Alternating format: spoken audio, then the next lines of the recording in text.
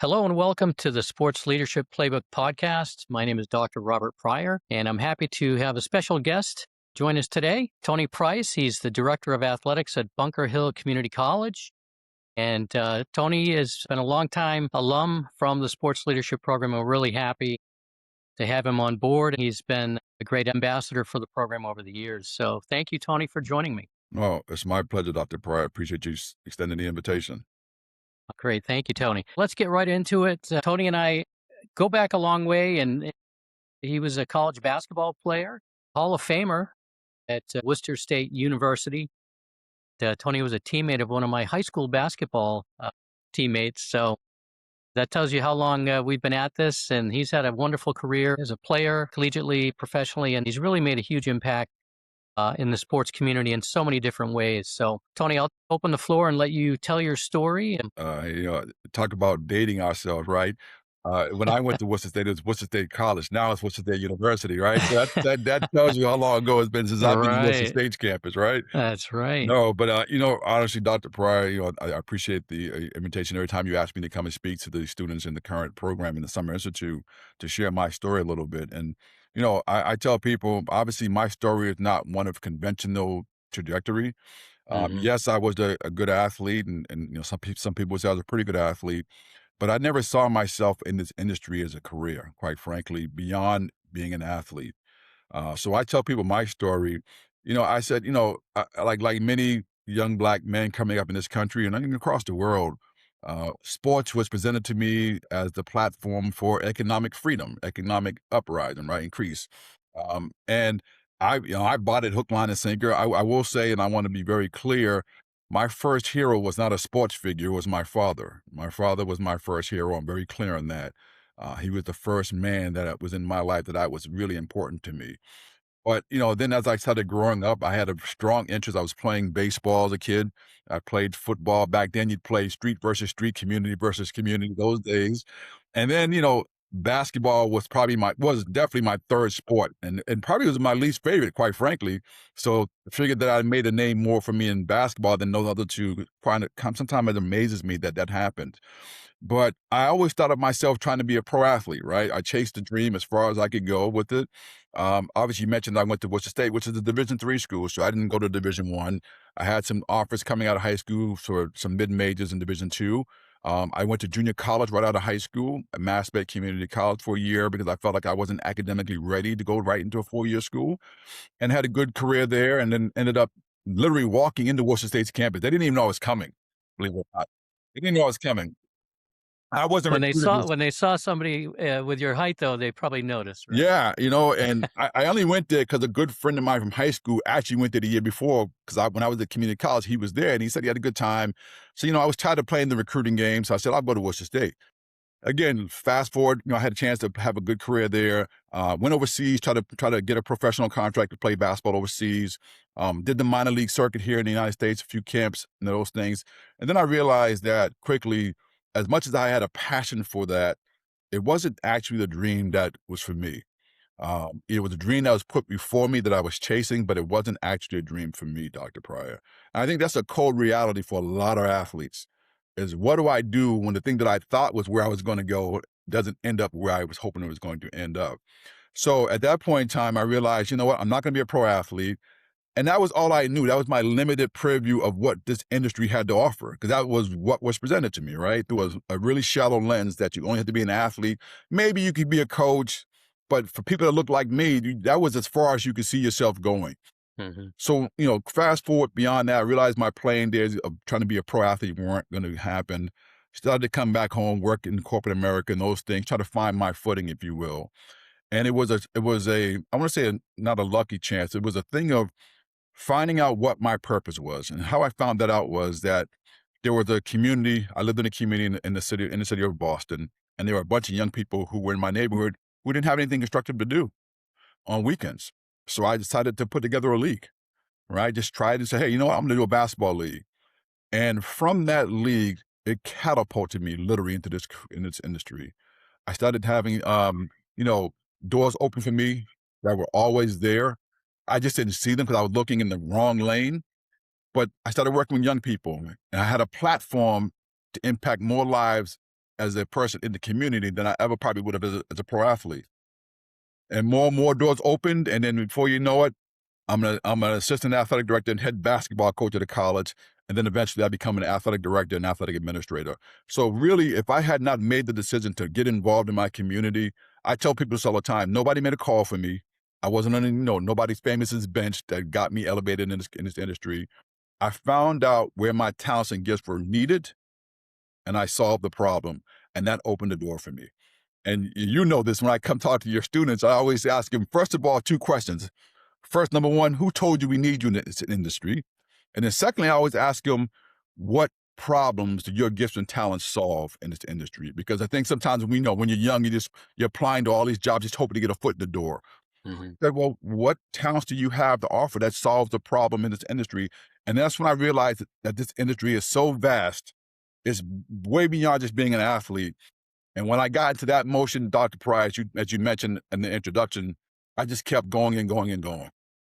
Excellent. And really, if you can solve problems, you'll always have a need, right? You'll be in demand. And that's what life is, solving problems, coming up with ideas, making something that's a concept into a reality. And those are all things that problem solving is a critical part of. You've worked at a couple of different levels. You were a coach, high school, college, and also an athletic director at the high school and the collegiate level. So, can you explain the differences there and how that again helped you grow as a leader?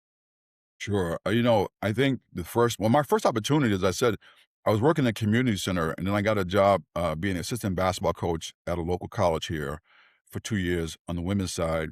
And then from there, I got the full time job as an assistant athletic director and head women's basketball coach at another college in Boston. Um, Really, that opportunity came just, it was a good opportunity for me to continue to be passionate and teach the game to the next generation, but also learn how to be a better administrator. Well, I tell people oftentimes, even when I come speaking to your class, I was already in the industry before I took the sports management program, the sports leadership program. So that Hmm. didn't help me get the job. I was already in the industry before I got the degree. But taking the Masters of Sports Leadership program, what that helped me do was learn what had changed since I've been in the industry. Because sometimes, Hmm. when we kind of get locked into our positions and we don't realize things are changing to us, we just do things day to day that we've been doing in the routine in our Hmm. jobs, but the world is evolving around us. So coming into the Master Sports Program helped me realize what had changed since I entered the industry. So, Hmm. I became a better administrator. And then, I had the chance to go from college down back to the high school level. I work with high school and middle school sports. And at that level, it's more about introduction, getting those young athletes to believe that they can go to college in the community that I was in, setting the Hmm. bar higher than what they had seen for themselves, saying, hey, listen, sports can be a bridge to some places you've never gone before. It takes you around the world, and having to give that message. When you're at college, you're dealing with a little more older student who's trying to, they're one step away to getting into their careers. So you have a different conversation with college students, even though you still got to guide them. At the high school and middle school level, it's really about instilling the belief that you can go to the next level. Hmm. That's a possibility. That's a reality for you. Don't let money and other barriers keep you from thinking that you can make it there. And obviously, we know college isn't for everybody because trades are just as profitable. But there was a different message there. It was more like introducing the game, getting the right coaches who could teach them values and skills and the proper fundamentals so that they could be recruitable athletes, and then helping them market and package themselves so that people would look at them and give them an opportunity. And you take that, and then here I am now as an athletic director at the community college level, which is like an in between from high school Hmm. and the college, right? So now I'm at the community college level, same scenario, just getting these young athletes here to know that what future opportunities are out there for them, how to look with a greater lens, but also, continue to encourage them because many of the athletes we have, even here at Bunker Hill, they work full-time jobs, Hmm. their parents, they have all those challenges, but yet they can continue to commit to playing a sport that they love, right? So I have the most admiration for a lot of these athletes here because I know what they're going through. Hmm. So at the community college level, it's about, hey, this is a bridge to the next level for you. Okay. I walked this path. I went to community college, so I know that this is a bridge to the next level for you to help you get to the next, wherever that next level may be for you. So all three of those areas, I've learned to become a better administrator, a better coach, if you will, still, and somebody who has an opportunity to make an impact and use my platform to help open doors for others while also showing them a good example as a role model that, hey, you're talking to a young man who came out of the housing projects here in Boston and Mission Hill, who never thought he'd go to a school like Northeastern, and it was right next door to me. And Mhm. here I am, a master's, an alumni in the master's program, and taking what I've learned in that program to apply it to my principal job opportunities here that I've had to make me a better administrator. And really, it's mentoring, right? You're a mentor for so many people, and they see what you've done. So you've led through example, which helps them see that it's possible. So very effective and impactful for people that maybe don't have the support, right, Absolutely. from people around them. Absolutely. And, one of the things that's one of my credos, if you will, Dr. Pryor, is, I'm a man of faith as well, is that I believe in role modeling and showing that there are Black men in this area, in the community, who are doing a lot of positive work that may not get all the attention and hype, but they're doing effective work. And I've put myself in that category. I don't need headlines to be effective. I know that in my heart, that's what I'm called to do, is to affect the next generation and impact them and encourage and motivate them. And the first hook, if you will, is that they see me and watch what I do and watch my walk. And I'm very conscious of that. So that they see that's how a professional walks. That's how a professional talks and conducts themselves. And if it inspires others to seek the career path that I'm on, great. That's a byproduct of that. But Mhm. more importantly, I want them to know that you can make it from tough beginnings.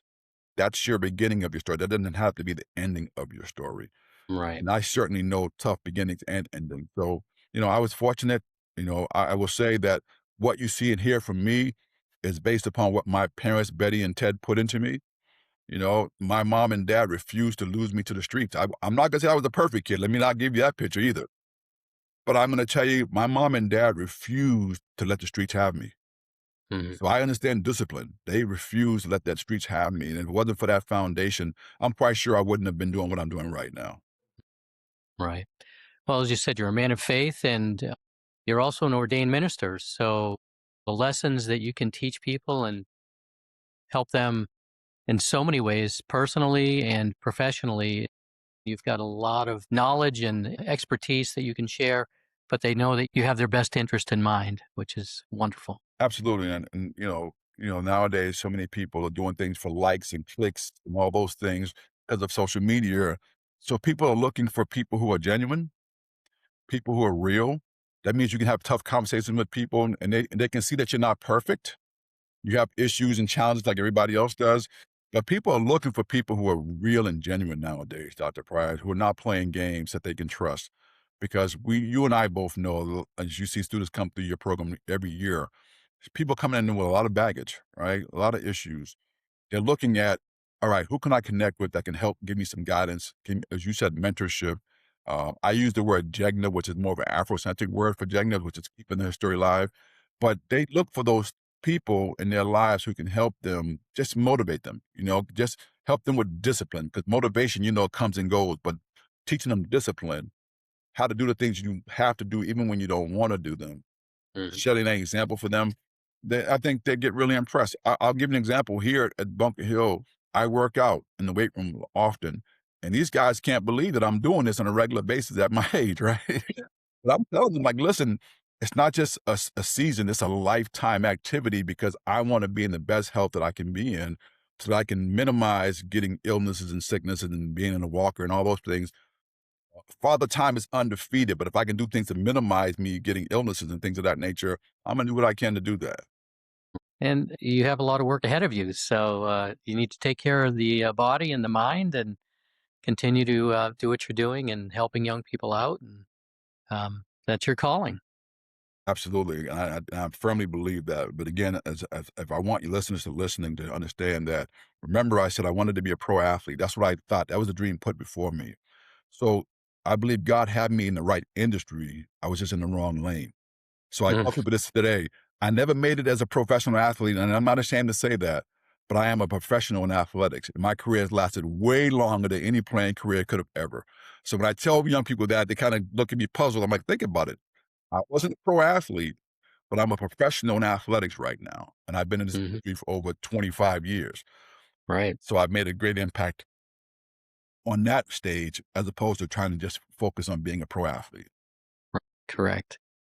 So let's talk about college athletics. Now, with the whole NIL and transfer portal and all the movement of players, it seems like it's a lot harder on high school athletes now to go to a 4-year college because there's players coming in that are transferring that are fifth year seniors, or these kids won't get a chance to play immediately. Have you seen a shift at the community college level where there's a lot more high school athletes looking to go there because I don't believe it counts against their eligibility either, correct? It doesn't.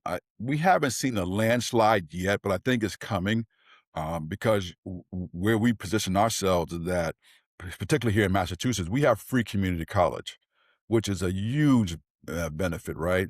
If you can get into that program where you can maybe take some of your core stuff, get an associate degree before you transfer to a 4-year school, but it also helps you develop here that you get to play against college level competition. And I think the other benefit is that, people still look at prep schools as somewhere in between there as well. But I think for high school athletes, they are finding the journey a little bit more tougher because, as you just mentioned, you got people transferring all over the place. You got people who played at the pro level who are now coming back into college.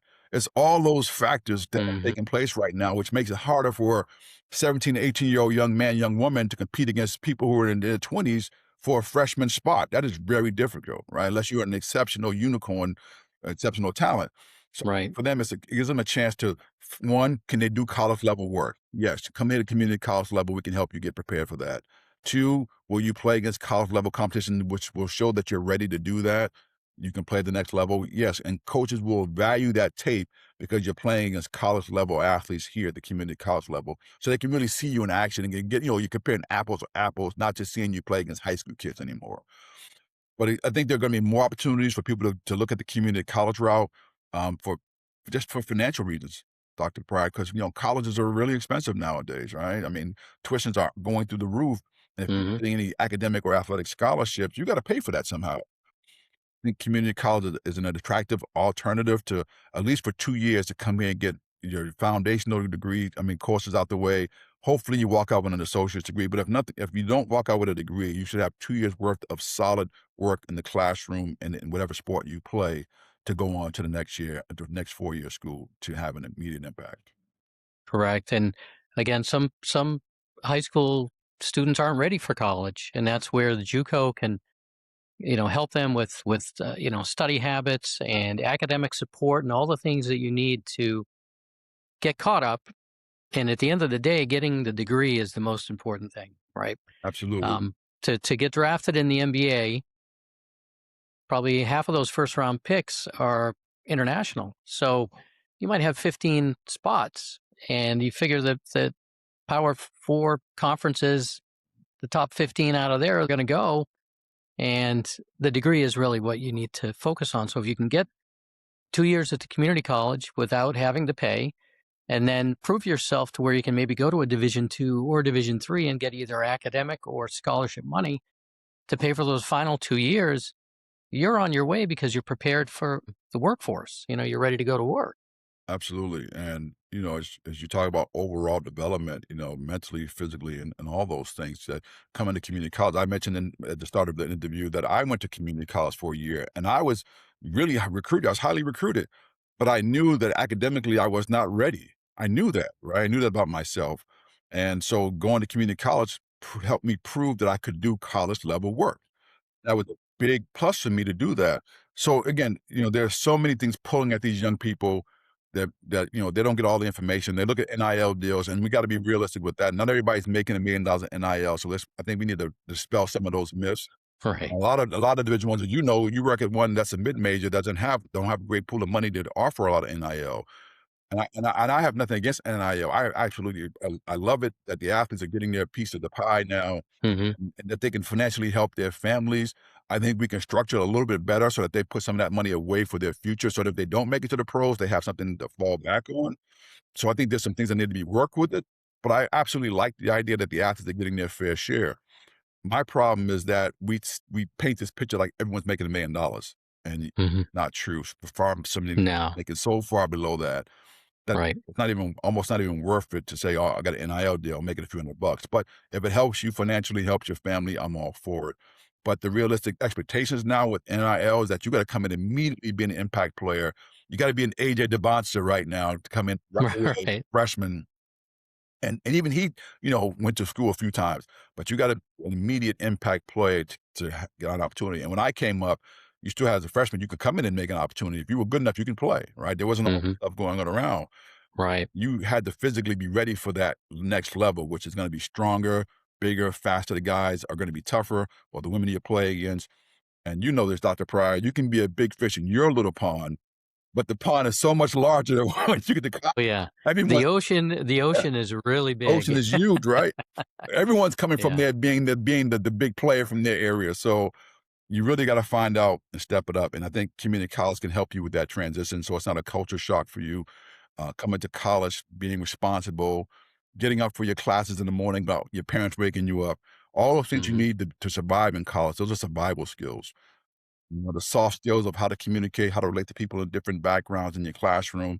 Those are things you can really functional and fix here at the community college level, which will help propel you for the next, whether it's a career move or going on to higher education. Right. Very good. So as we wrap up the interview, I wanted to ask one more thing. If you were to give some advice to somebody who's interested in working in the sports industry in a variety of different ways, what advice would you give them? And what would you say these are things you should really focus on to prepare them as they go on to chase that dream like you have? Say the first thing I would also, as I mentioned earlier when we started the interview, is do an inventory of your gifts and talents. I'm a believer that we all have at least one gift or talent that God has given us. And then you got to find out why. What's the purpose of that gift? Who are you supposed to impact? And if you can match that to a specific area in this industry, which again, remember, it's a very vast industry. We talk about sports and athletics, right? It's more beyond what you just see on TV. There's so many jobs. Even when you look at TV, there's so many jobs happening that you don't pay attention to because you're always looking at the fields, looking at the ice skating rinks, the courts. But there's so many jobs happening within that industry. You got to look at yourself and say, what am I better suited for? I would also talk about the importance of getting to network with people. Don't be afraid to reach out to people that are in a position that you may want to be in one day, whether it's an AD or a professor, whatever it is in the industry. Reach out to people and just talk to them. Say, hey, what was your journey like? How did you get there? What are the things that you did, to make it to the top, if you will, to be successful? Did you go to school? What courses did you take? All those things are important questions to ask to get a background and get a well-rounded perspective of who lands those type of jobs. And then again, if you can go to some of the conventions that are offered in the industry, that's a great way to see some things, maybe get some behind the scenes looks of what it takes to be in this industry and how fast it moves and evolves. Continue to keep educating yourself because, as I mentioned earlier, this industry, like every other industry, evolves quickly and rapidly. And you can find the skills that you have today could be outdated tomorrow. So continue to keep educating yourself. And then the last thing I would say is have a belief in yourself that no matter what, you're going to give it your best and give it your all. Even if you fall short, there's a lesson to be learned. You're not a failure. There's a lesson to be learned to how to do things better. But be honest, be true to yourself. Make sure the dream and goal that you're going after is the one that you have in your heart, not what somebody's put before you. Go for it and give it your all. Again, if you fall, don't look at it as a failure. Look at it as a lesson learned. And I failed trying to be a pro athlete. And look where I'm at today, right? So lesson learned was I was in the right industry. I was just looking in the wrong lane. God had a better plan for me to make a bigger impact as an administrator and coach than he did for me as a pro athlete. So that's what I would tell people. Be honest, be true with yourself, do an inventory of what you have to offer, and then go for it from there and connect with a lot of people like yourself, Dr. Pride, people who can put a good word in for you because you never know how your name will walk into a door before you actually apply for a job. Excellent. Excellent advice. Thank you so much, Tony Price, for joining us. All the best this year as you ramp things up at Bunker Hill. I know we talked earlier, the fall sports are starting up in August, the first week. So it's going to be a bit of a marathon from now until probably May, right? So Absolutely. buckle in and thank you for all you've done for the sports leadership program. Again, you've been an ambassador, you've been a great proponent, and you've recommended some of your students and people you've worked with in the past come into the program. So thank you for that. Absolutely, and I can stand behind it because I've gone through it, and I know the people at the top who are working and who are quality individuals, yourself being number one. But I know what that program can do for you. I know how it helps you, and it provides you the tools you need to whatever job you have in this industry to be the best you can at that position. Great. Well, thank you again, Tony. Have a wonderful day, and we'll talk with you soon. Thank you, Dr. Pryor. Okay. Bye bye. Bye bye.